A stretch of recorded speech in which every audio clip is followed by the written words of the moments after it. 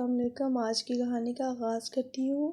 ایک دن جب میں گھر پر اکیلی تھی، میرے ساتھ اس کی طرف سے جیسے میں چاہتی تھی ایسی حرکت ہوئی۔ سٹوری میں اپنے گھر پر اکیلا ہوتا تھا۔ ماں باپ تو کچھ عرصہ ہوا تھا دنیا سے چل بسے اور کوئی بہن بھائی تھا ہی نہیں۔ میں اکلوتا بیٹا تھا، سو تعلیم مکمل کرتے ہی اچھی نوکری لگی اور پہلے سے کافی خوشحال گھرانے میں مزید خوشحالی آ گئی۔ میرے ابا تو تعلیم کے دوران ہی چل بسے، جبکہ اماں یاد تھیں، سو مجھے کافی سہارا تھا۔ مگر نوکری کے 1.5 سال کے اندر ہی اماں بھی سخت بیمار ہو کر ہمیشہ کے لیے مجھے اکیلا کر گئیں۔ یہ بہت اداس اور غمزدہ رہتا تھا، اپنا دماغ اور طرف لگانے کے لیے نوکری کے ساتھ گھر بیٹھے کچھ نہ کچھ کرنے میں مصروف رہنے لگا۔ 3 سال کا عرصہ جیسے پلک جھپکتے میں گزر گیا۔ تب بڑی پھوپھو جو مجھ سے بہت پیار کرتی تھی، وہ میری شادی کے لیے فکر مند ہوگی تاکہ میں اکیلا اور ویران سی زندگی نہ گزاروں۔ میں پہلے تو اماں ابا کے غم میں مان کے نہیں دیا، مگر اب انہوں نے زبردستی ہی بیڑا پار لگانے کا سوچا۔ ایک دن مجھے مبارکباد دینے لگی کہ میرا رشتہ میری پسند کے عین مطابق لڑکی ڈھونڈ کر چکی ہیں۔ وہ اتنی خوش تھی کہ میں کچھ کہہ ہی نہیں پایا اور سر جھکا لیا۔ یوں پھوپھو نے شادی کی تمام تیاری میرے ہی گھر میں رہ کر کی۔ 1 مہینے میں مکمل کر لی۔ ابھی تیاری پکی کر کے چند دنوں میں ہی یہ کام مکمل کر ڈالا۔ جب میں اجلا عروسی میں داخل ہوا تو دلہن بنی میرے سامنے سر جھکائے بیٹھی تھی۔ اس کی تابیداری پر میرا دل خوش ہو رہا تھا۔ میں ہمیشہ سے ہی چاہتا تھا میری بیوی ایسی تابیدار اور خوش مزاج ہو۔ میں نے اس کا گھونگھٹ پلٹا تو شرم و حیا میں لپٹی مسکراہٹ اس کے چہرے پر پھیلی ہوئی تھی۔ اس کی صدا پر میرا تو دل دیوانہ ہو گیا۔ تبھی میرا جی چاہا اس سے جی بھر کر باتیں کروں۔ میں نے بات بڑھانے کو پوچھا، تمہیں کیا اچھا لگتا ہے؟ شاید اس کے منہ سے اظہار محبت سننا چاہتا تھا۔ تبھی میں نے اس کا نام پکارا، صدف، تمہیں اس دنیا میں سب سے اچھا کون لگتا ہے؟ میرے سوال پر بے طرح شرماتے ہوئے بولی، مجھے اس سے سب سے اچھی اپنی امی لگتی ہیں۔ اچھا، اس کے بعد؟ میں نے پر امید لہجے میں پوچھا۔ اس کے بعد اپنے ابو۔ اس کے بعد؟ میرے لہجے میں مایوسی تھی۔ اس کے بعد میرا چھوٹا بھائی۔ اچھا پھر؟ وہ بولی، وہ چھوٹی۔ میں نے اس کی بات کاٹ لی۔ یہ تو سارے خاندان کا نام لینے کو تیار تھی۔ بس ٹھیک ہے، میں نے ناگواری سے جواب دیا، لیکن پھر سوچا شاید شرم و حیا کے باعث ایسا کر رہی ہے۔ منہ دکھائی کے لیے اپنی جیب میں ہاتھ ڈالا ہی تھا کہ مزید پوچھ بیٹھا، صدف، تمہیں اس دنیا میں کیا اچھا لگتا ہے؟ میری آواز پر اس نے جواب دیا کہ مجھے سب سے زیادہ انگور اچھے لگتے ہیں۔ کیا انگور؟ شادی کی رات کوئی عورت اپنے شوہر کو یہ کہتی ہے بھلا کہ اسے انگور اچھے لگتے ہیں؟ میرا سارا غصہ ہوا ہو گیا۔ اس کی اس بیوقوفی کی حد تک معصومیت پر مجھے پیار آنے لگا، مگر میں کیا جانتا تھا اس معصومیت کے پیچھے کتنا بڑا راز چھپا ہے۔ خیر، میں نے اس کو انگوٹھی پہنائی اور ہم نے ایک نئی زندگی کا آغاز کر دیا۔ بہت اچھی بیوی ثابت ہوئی تھی۔ شادی کے شروع کے دن بالکل یوں ہی گزرے جیسے کوئی حسین خواب ہو، جانے کب ٹوٹ جائے گا۔ کچھ دن تو صدف کا رویہ اچھا رہا، لیکن پھر وہ بے چین سی رہنے لگی۔ اس نے اپنا خیال رکھنا چھوڑ دیا اور وہ پہلے کی مانند ہنس کر مجھ سے بات بھی نہ کرتی، اکثر بے چینی سے پہلو بدلتی رہتی۔ میری سمجھ میں نہیں آتا تھا کہ اچانک اس کو ہو کیا گیا ہے۔ میں نے سوچا شاید وہ کسی قسم کی تبدیلی چاہتی ہے۔ تبھی میں نے اسے گھمانے پھرانے لے کر گیا۔ میں نے اسے اپنے قریب کے سبھی علاقوں کی سیر کروائی، مگر اس کے چہرے کی رونق لوٹ کر نہ آئی۔ اماں واقعی پریشان رہنے لگا۔ لیکن ایک دن عجیب واقعہ ہوا۔ میں گھر آیا تو صدف خلاف معمول بہت خوش تھی۔ ارے واہ، آج میرے چاند سے مکھڑے پہ مسکراہٹ کیسے؟ میں نے گھر میں داخل ہوتے ہی کہا۔ وہ کھل اٹھی۔ ارے، آج مجھے میری من پسند چیز مل گئی۔ وہ کیا؟ میں نے حیران ہوتے ہوئے پوچھا۔ ادھر ادھر دیکھا تو کچھ بھی نہیں تھا۔ جانتے ہو، جو ہماری گلی میں انگور والا آیا تھا، میں نے اس سے ڈھیر سارے انگور لیے ہیں۔ تمہیں تو پتہ ہے مجھے انگور کتنے پسند ہیں۔ وہ یہ مسکرا رہی تھی جیسے اسے پوری دنیا کا خزانہ مل گیا ہو۔ اچھا، واقعی؟ کیا تمہیں میرے آنے سے کوئی خوشی نہیں ہوئی؟ میں جو اس کی ایک پیاری سی مسکان کو ترستا تھا اس سے پوچھنے لگا، مگر وہ تو کسی اور ہی خیال میں تھی۔ ارے بھائی، تم تو یہیں رہتے ہو، تمہارے آنے کی خوشی تو ہے، لیکن آپ کو تو پتہ ہے مجھے کھٹی کھٹی سی چیزیں کتنی پسند ہے، تو کہتے ہوئے اس کے چہرے پر ایک عجیب سا تاثر ابھرا جسے میں سمجھ نہیں سکا، نہ جانے وہ مکاری تھی یا معصومیت تھی۔ میں نے اس بات کو نظر انداز کر دیا۔ میں اندر کمرے میں چلا گیا، فریش ہو کر باہر نکلا تو کمرے میں نہیں تھی۔ میں کچن میں آیا، وہ گنگنا رہی تھی۔ آج تو اس کے چہرے پر معمول سے زیادہ خوشی تھی، جسے دیکھ کر لگتا تھا وہ نئی زندگی سے سمجھوتا کر چکی ہے۔ لیکن میرا یہ خیال عارضی ثابت ہوا۔ اگلے چند دن میں پھر سے اس کا مجھ سے وہی رویہ تھا۔ میرا تو دل ٹوٹ کر رہ گیا، مگر میں اپنی بیوی سے بے انتہا محبت کرتا تھا۔ اس سب کے باوجود میں ہمیشہ وقت سے گھر آتا، اس کے لیے کھانے پینے کی ہر چیز لے کر آتا، اسے پابندی سے ہر ہفتے میکے لے کر جاتا، اس کا خیال رکھتا۔ کچھ دن کے بعد میں نے اپنے آفس میں بیٹھا تھا، میرے دل میں آج بھی اس کی باتوں کا بوجھ تھا کہ میرے فون کی گھنٹی بجی۔ میں نے فون پہ دیکھا تو کسی انجان نمبر سے میسج آیا تھا۔ میں نے اس سے پوچھا آپ کون، اس سے میرا تعارف پوچھا اور پھر یوں ہی بات کرتے کرتے ہم ایک دوسرے سے واقف ہو گئے۔ میں اپنے گھر سے کافی پریشان تھا، اس لیے مجھے نیا تعلق بنانے میں دیر نہیں لگی۔ گویا میں خود کو اس تعلق کا حقدار ہی سمجھ رہا تھا۔ تقریباً 3 مہینے کے اندر اندر میری رانیہ سے اتنی پکی دوستی ہوگی کہ اب اس سے بات کیے بنا میرا گزارا نہیں ہوتا تھا۔ لیکن پھر بھی میں اپنی بیوی کا اس قدر خیال رکھتا کہ گھر آتے ہی میں اپنا فون آف کر دیتا۔ یہ بات میں نے رانیہ کو بھی بتا رکھی تھی کہ میں شادی شدہ ہوں، میں نے اس سے کوئی چیز نہیں چھپائی تھی۔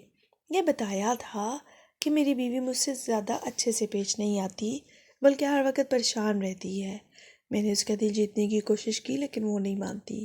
اب میں رانیہ سے اپنی بیوی کو منانے کے مشورے پوچھنے لگا، لیکن وہ جو بھی طریقہ مجھے بتاتی اس کا الٹ ہی ہو جاتا۔ لاکھ کوششوں کے باوجود صدف مجھ سے خوش نہ ہوتی۔ اب میں نے اسے منانا چھوڑ دیا تھا۔ میرا زیادہ تر وقت رانیہ سے باتیں کرتے گزر جاتا۔ ایک دن اس سے باتیں کرتے کرتے مجھے احساس ہوا میں نے تو اس کو ابھی تک دیکھا ہی نہیں ہے۔ تب میں نے اسے تصویر بھیجنے کا کہا تو کہنے لگی میں تصویر نہیں بھیج سکتی، اگر تم مجھ سے ملنے آ سکتے ہو تو میرے شہر آ جاؤ۔ لیکن مسئلہ یہ تھا میرے شہر میں نہیں بلکہ سرگودا میں رہتی تھی۔ سرگودا کا فاصلہ میرے شہر سے تقریباً 6 گھنٹوں کا تھا۔ فیصل آباد سے سرگودا جانے کے لیے مجھے کسی تگڑے بہانے کی ضرورت بھی تھی تاکہ بیوی کو کسی قسم کا شک نہ ہو۔ مجھے زیادہ دقت کا سامنا نہیں کرنا پڑا کیونکہ صدف نے خود بھی مجھ سے ایک رات کے لیے ماں کے گھر جانے کی اجازت مانگ لی۔ اسے تو ویسے ہی کوئی پرواہ نہیں تھی کیونکہ میں گھر آتا کب ہوں کب گھر سے جاتا ہوں۔ بہرحال اگلے ہی دن بیوی کے جانے کے بعد میں نے بھی سرگودا جانے کا سوچا۔ وہاں پہنچ کر میں رانیہ کے بتائے گئے پتے پر جا کر بیٹھ گیا۔ وہاں جا کر اس کا انتظار کرتا رہا مگر وہ مجھے کہیں نہ ملی۔ میں نے اسے فون پر رابطہ کرنے کی کوشش کی۔ شام کے 6 بجے جا کر اس سے مجھے بتایا کہ میرے گھر میں ایک ایمرجنسی ہوگی ہے، میں آج نہیں آ سکتی، آج رات تمہیں میرے شہر میں ٹھہرنا پڑے گا، پھر میں تم سے مل سکوں گی۔ اگر میری خاطر اتنا کر سکتے ہو تو ٹھیک ہے، ورنہ آج اگر گھر سے نکلی تو موت میرا مقدر ہوگی۔ تم تو جانتے ہو میرے علاقے کے رسم و رواج کیسے ہیں۔ اس کی بات صحیح تھی۔ میں نے بھی سوچا اپنے دل کی خوشی کی خاطر ایک دن مزید انتظار کر لوں، کون سا قیامت آ جائے گی۔ رانیہ کے کہنے پر میں نے ایک رات وہیں ایک سرائی پر گزاری۔ پوری رات صبح ہونے کا انتظار کرتا رہا اور ملن کے بارے میں سوچتا رہا اور بے چین ہوتا رہا۔ اگلے دن میں اس کا انتظار بے صبری سے کر رہا تھا۔ اسے صبح 10 بجے آنے کا کہا۔ 11 بجے کے قریب میں نے اسے کال کی تو اس کا نمبر بند تھا۔ میں نے تقریباً سپیر 3:30 بجے اس سے رابطہ کرنے کی کوشش کی مگر اس نے فون نہیں اٹھایا۔ مجھے یقین آ گیا کہ رانیہ نے مجھے چکر دیا ہے۔ میں غصے سے وہاں سے چل پڑا۔ گاڑی اس قدر تیزی سے چلائی کہ اپنے شہر آتے ہوئے مجھے تقریباً 1.5 گھنٹے کا وقت لگا تھا۔ میں بہت غصے میں تھا، پریشانی میرے چہرے سے چھلک رہی تھی۔ رانیہ نے مجھ سے سمجھا کیا تھا۔ اپنے شہر آ کر بھی میں ہر 10 منٹ بعد اسے فون کرتا رہا مگر اس نے میری کال نہیں اٹھائی۔ اس کا صاف مطلب یہی تھا کہ مجھ سے جان چھڑانا چاہتی تھی۔ اس سے مجھے دل لگی کی خاطر استعمال کیا اور میں الو بن گیا۔ میرا آفس جانے کا من نہیں ہو رہا تھا، حالانکہ دورا کام چھوڑ کر رانیہ سے ملنے گیا تھا۔ ہر اثر سے تھوڑا دیر پہلے گھر کے لیے روانہ ہو گیا۔ ابھی میں نے اپنے گھر کی گلی میں قدم رکھا ہی تھا، ایک بزرگ نے مجھے روک لیا۔ بیٹا برا نہ مانو تو میری ایک بات سن کر چلے جاؤ۔ بزرگ کا چہرہ سنجیدہ تھا، ان کی بات سن کر میں رک گیا۔ کیا یہ شریفوں کا محلہ ہے؟ جی حضرت، میں جانتا ہوں شریفوں کا محلہ ہے۔ آپ کیا کہنا چاہتے ہیں؟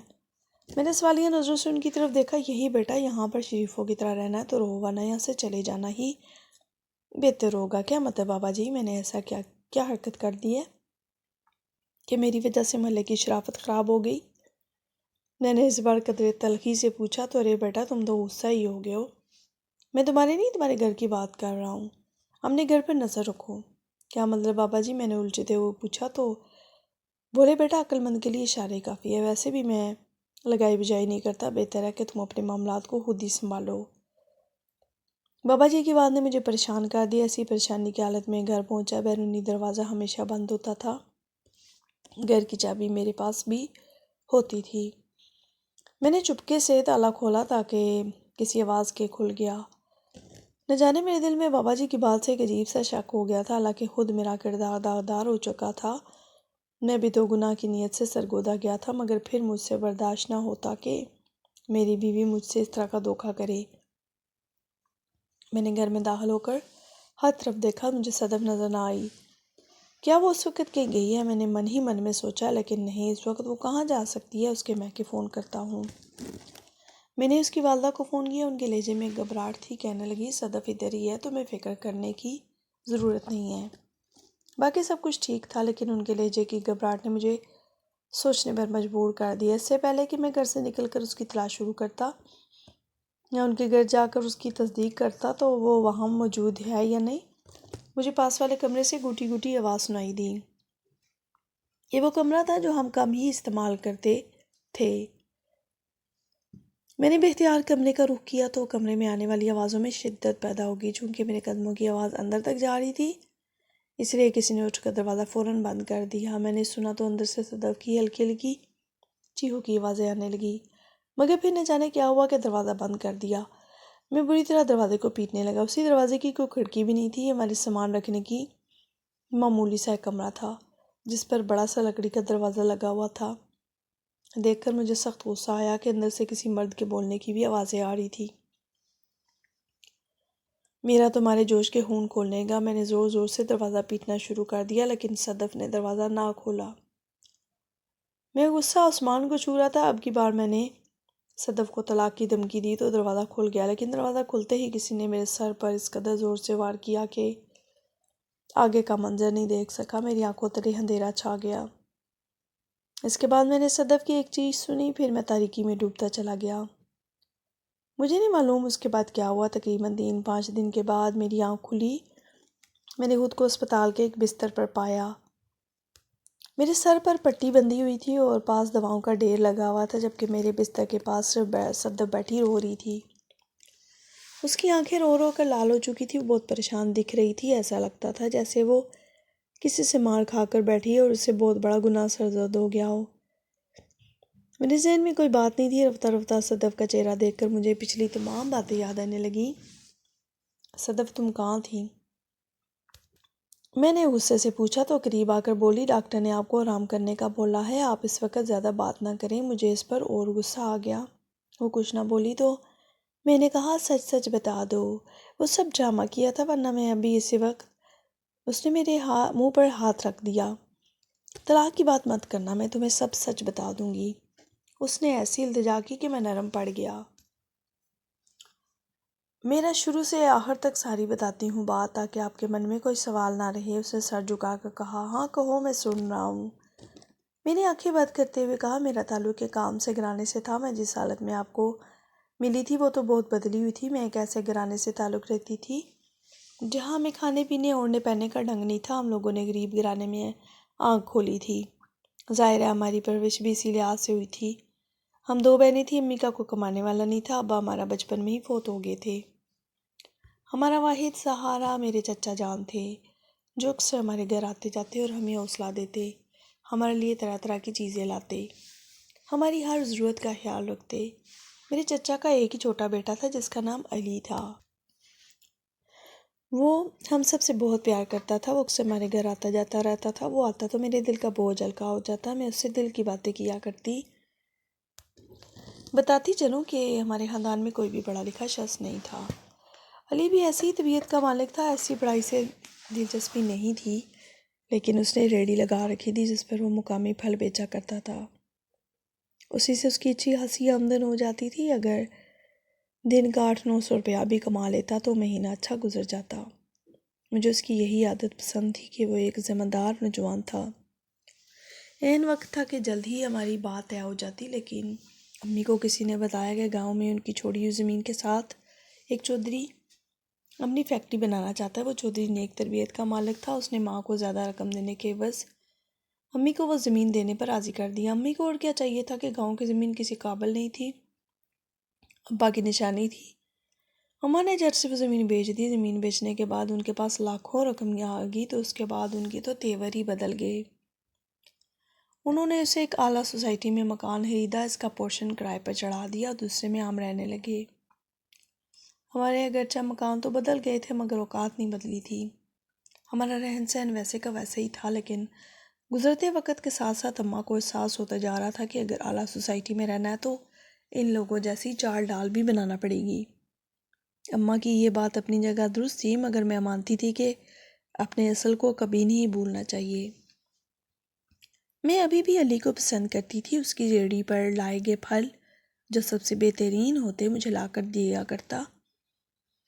اس کی اس عادت سے اس کی محبت کا اظہار ہوتا تھا۔ زندگی اسی طرح گزر رہی تھی کہ اماں نے اپنے رشتہ داروں سے آنکھیں پھیر لی، ان میں چچا اور ان کا بیٹا علی بھی شامل تھا۔ یہ بات مجھے گوارا نہیں تھی، اس بات نے مجھے توڑ کر رکھ دیا کہ علی سے ملاقات ممکن نہیں تھی۔ بالآخر اماں نے ان لوگوں کا داخلہ بھی اپنے گھر میں بند کر دیا۔ میری شادی کسی اونچے گھرانے میں کرنا چاہتی تھی، تب کسی نے ان کو آپ کا بتایا، آپ بہت ہی نیک و شریف تھے، آپ کے خاندان کا جھنجٹ بھی نہیں تھا۔ اماں نے کہا کہ میں تمہاری شادی سرمد سے کروں گی۔ میں نے اماں کو لاکھ منع کیا، انہوں نے میری ایک نہیں سنی بلکہ جلدی سے میری شادی طے کر دی۔ میں اس آنے سے بہت پریشان تھی کیونکہ میں ابھی شادی نہیں کرنا چاہتی تھی۔ علی کا کاروبار سیٹ ہو جاتا تو ہم اپنا نیا گھر بسا لیتے، مگر زمانے نے اور حالات نے ساتھ نہ دیا۔ بالآخر میں آپ کی دلہن بن کر یہاں آ گئی، مگر اسے ہر لمحہ پسند کرتی تھی۔ علی بھی میرے لیے دنیا بھر کی محبت اپنے دل میں سمیٹے بیٹھا تھا، جبکہ مجھے اس سے زیادہ کوئی بھی پیارا نہیں لگتا تھا۔ آپ سے شادی کے بعد اس سے رابطہ منقطع ہو گیا۔